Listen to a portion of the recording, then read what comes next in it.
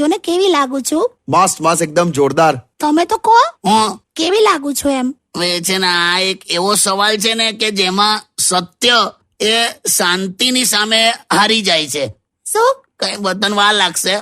કાકા શું છે? કાકી તમે સરસ જ લાગો છો, મસ્ત જ લાગો છો. તમે ઓલવેઝ બ્યુટીફુલ લાગો છો. પણ તમે છે ને થોડુંક આમ એ કરો, તમે એક્સરસાઇઝ કરો બસ ખાલી.